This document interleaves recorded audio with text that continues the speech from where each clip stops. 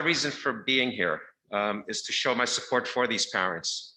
She entered the Katona-Lewisboro school system. She had developed a serious speech impediment. She was placed in a special education class and was rushed through the system with no improvement. We went back and forth with the school and were told there was nothing more they could do. Let's talk about it. A teacher secluded 40% of their class one year and then physically assaulted 60% of their class the following year. The students were secluded against district policy by locking them in bathrooms. As far as vetting new trainings, that is not a commitment to actually securing and delivering said trainings.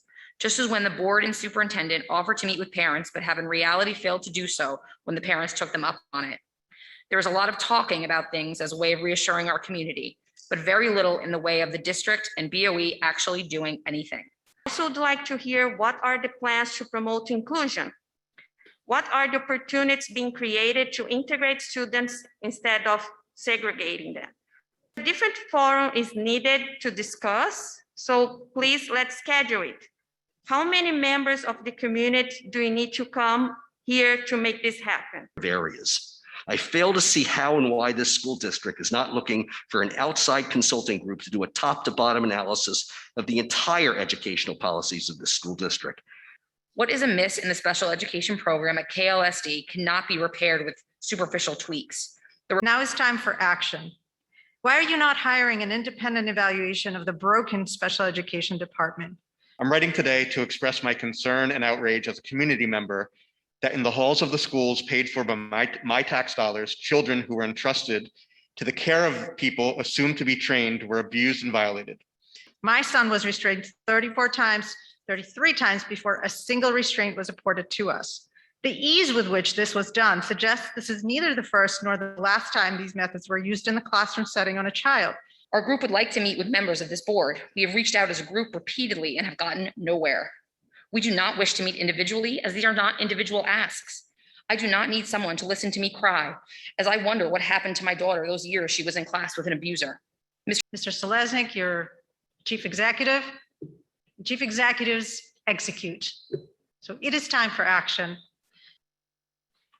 This communication does not stand up to even the most perfunctory analysis, unfortunately.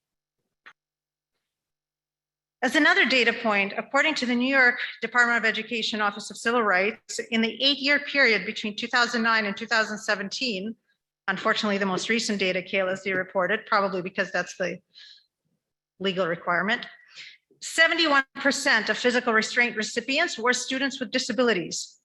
As a reminder, they constitute only 16% of the student body of this district.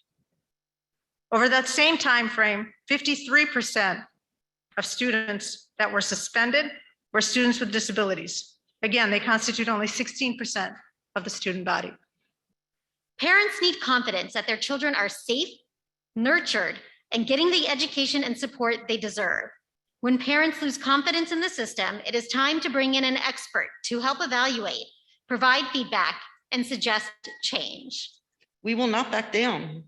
It's not in our nature as special needs parents. And thank God our children have us to be their voice when they have none of their own.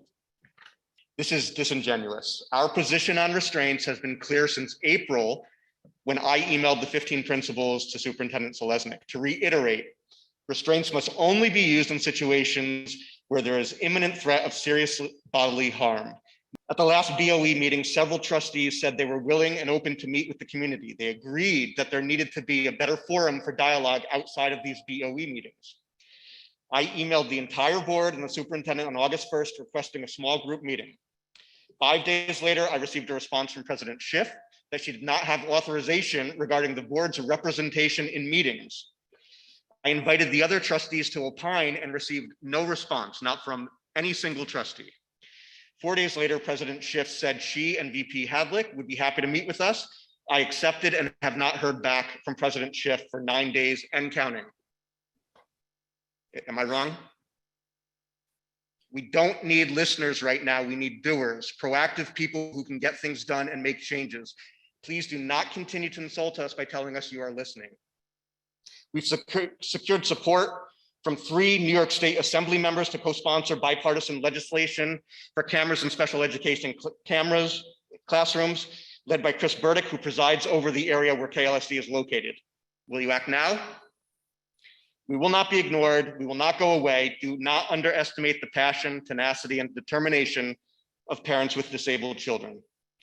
Do not underestimate the love we have for our children. Thank you. My child's special ed teacher admitted to never providing the services that the IEP, which is a legal contract, required her to provide. But at the end of the year, she acknowledged that the services were actually needed. 4, this past Tuesday, my child received a private neuropsychological evaluation because the entire IEP committee agreed that the school psychologist evaluation was utterly inadequate. 5, I've had to hire a private speech therapist because the school's therapist isn't trained in the therapy my child's disability requires. Do hope that the board continues to take the recommendations of this community, such as cameras as protection for our most vulnerable and training for all staff.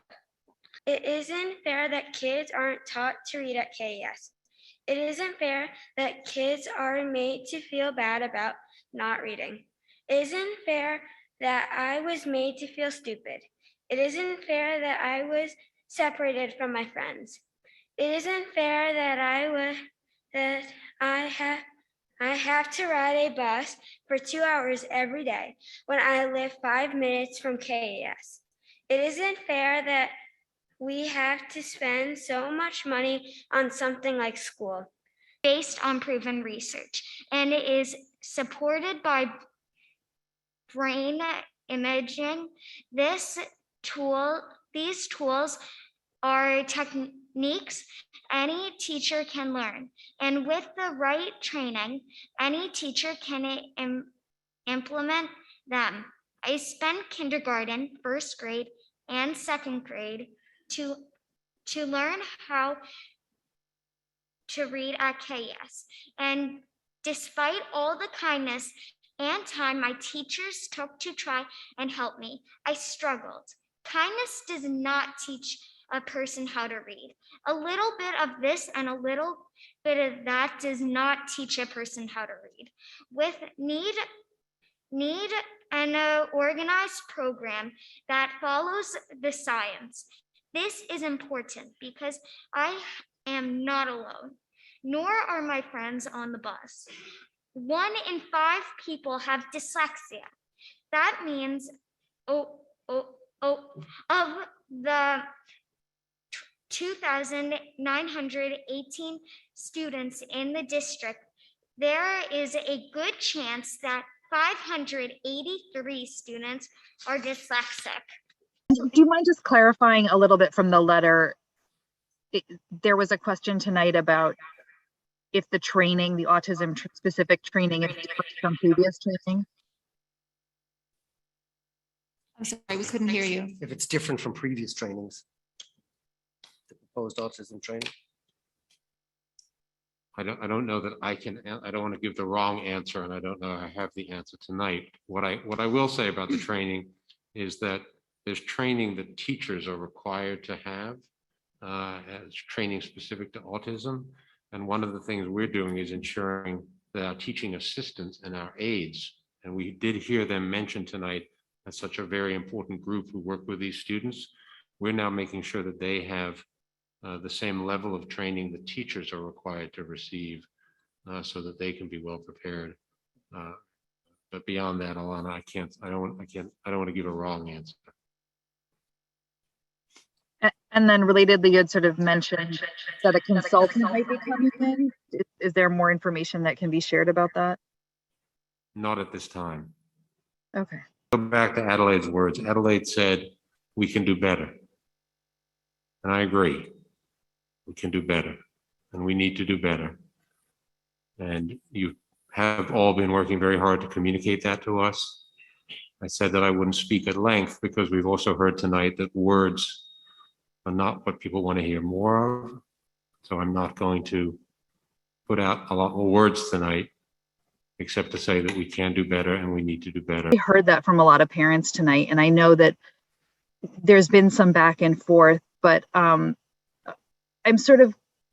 think it's really imperative that we have the opportunity soon to have a meeting in whatever format it needs to be in between, if it needs to be separate with the administration and the parents that are asking for a meeting, and then with board members or with Marjorie and Julia and members of this community. I think it's really, it's time to have the meeting. And I think you all know my position that this should have happened, and I don't understand why we haven't had this. And I think it's essential to do that. And I think there's a real loss when we don't involve all our stakeholders in discussions, and parents are essential stakeholders in discussions about the education of our children. And I know that everybody on this board is a parent, and we do this because we want to help ensure that the school district is functioning for all children. And the parents here tonight want the same thing. And I think we might need to rethink as a district how we include community input in decision-making and allow for opportunities for parent input in a structured way.